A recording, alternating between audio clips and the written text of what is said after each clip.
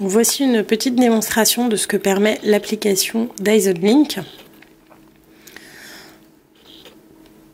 Donc, dans un premier temps, je peux sélectionner les appareils dont je dispose. Donc là, le purificateur d'air, mais également le purificateur qui fait office de chauffage, l'aspirateur robot de Dyson que nous avons déjà testé d'ailleurs en utilisant cette application. Donc une fois que j'entre dans l'interface dédiée au purificateur, donc là il est en cours de fonctionnement. Donc j'ai un état des lieux de ce qui se passe à l'intérieur. Donc en l'occurrence il tourne dans notre open space.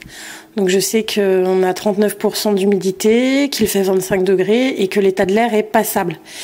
Ici sur le dessus j'ai les données qui correspondent à la localisation de l'appareil et à l'état de l'air à l'extérieur.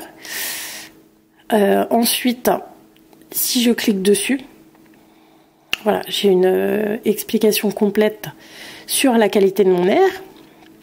Ici, je peux avoir un rapport complet avec des courbes à l'appui de l'état de l'air, de l'état de la purification, etc. C'est assez pratique, notamment pour savoir quand il y a eu une dégradation de la qualité de l'air et notamment savoir à quoi elle est due. Ici, je peux régler les modes, la vitesse, etc. Alors ensuite, dans les onglets, l'onglet programme qui est très très pratique, qui me permet de planifier sur une semaine entière et à 5 minutes près le fonctionnement de mon appareil. Alors, par exemple, je vais le faire fonctionner jeudi de 9h10 par exemple à 15h.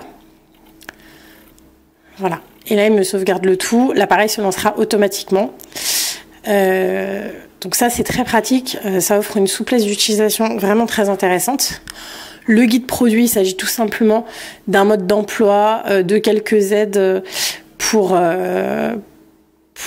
savoir comment changer les filtres, ce genre de choses.